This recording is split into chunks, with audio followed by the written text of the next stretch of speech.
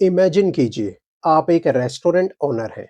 रात को रेस्टोरेंट बंद करते हैं, कैश काउंटर क्लोज करते हैं, पीओएस मशीन ऑफ हो जाती है और आपको लगता है सब नॉर्मल है।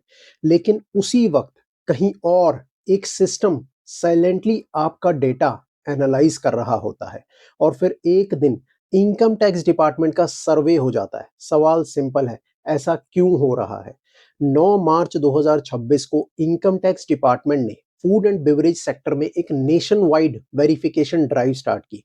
टारगेट क्या था? रेस्टोरेंट इंडस्ट्री में टर्नओवर सप्रेशन डिटेक्ट करना। अब यहाँ एक इंटरेस्टिंग चीज समझिए, डिपार्टमेंट ने ट्रेडिशनल चेकिंग नहीं की है, उन्होंने यूज किया एआई बेस्ड एनालिटिक्स। लगभग 1.77 लाख रेस्टोरेंट्स के ट्रांजैक्शन डाटा को एनालाइज किया गया। सोचिए कितना बड़ा डाटा सेट। हर बिल, हर ट्रांजैक्शन, हर डिजिटल रिकॉर्ड। सिस्टम ने क्या देखा? ट्रांजैक्शनल रिकॉर्ड्स और इनकम टैक्स रिटर्न्स का कंपैरिजन, और यहीं से कुछ सीरियस इरेगुलरिटीज सामने आ गई। कई केसेस में बल्क बिल्स डिलीट किए जा रहे थे, कहीं सेल्स रिकॉर्ड मॉडिफाइड किए जा रहे थे, कहीं पर एक्चुअल सेल्स बुक्स या टैक्स फाइलिंग में रिफ्लेक्ट ही नहीं हो रही थी, और कुछ ट्रांजैक्शंस तो रिपोर्टेड टर्नओवर से कंप्लीटली एक्सक्लूड कर दिए गए थे। सिंपल लैंग्वेज में समझिए, रेस्टोरेंट में जो एक्चुअल सेल्स हो रही थी वो बुक्स और टैक्स फाइलिंग में पूरी रिफ्लेक्ट नहीं हो रही थी। अब डिपार्टमेंट ने सिर्फ डाटा एनालिसिस पर ही रिलाई नहीं किया। 8 मार्च 2026 को सर्वे एक्शन भी कंडक्ट किया गया। टोटल 62 रेस्टोरेंट्स पर सर्वे हुआ और ये सर्वेज 46 सिटीज और 22 स्टेट्स में स्प्रेड था।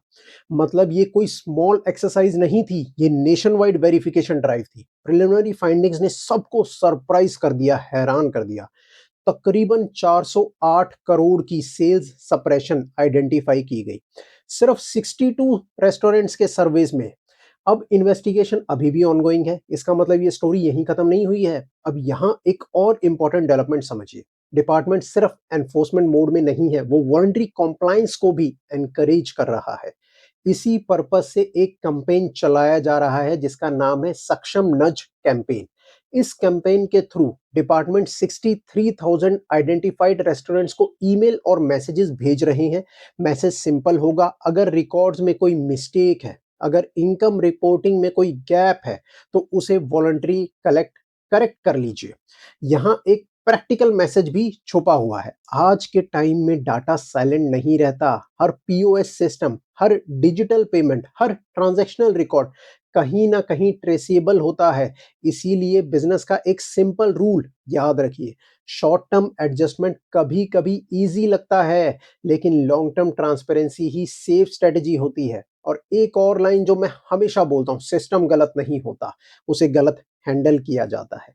अगर रिकॉर्ड्स क्लीन हैं, बुक्स प्रॉपर हैं और इनकम ऑनेस्टली रिपोर्ट हो रही है, तो वेरिफिकेशन ड्राइव से डरने की जरूरत नहीं है। बस एक चीज जरूरी है, सिस्टमैटिक कॉम्प्लायंस।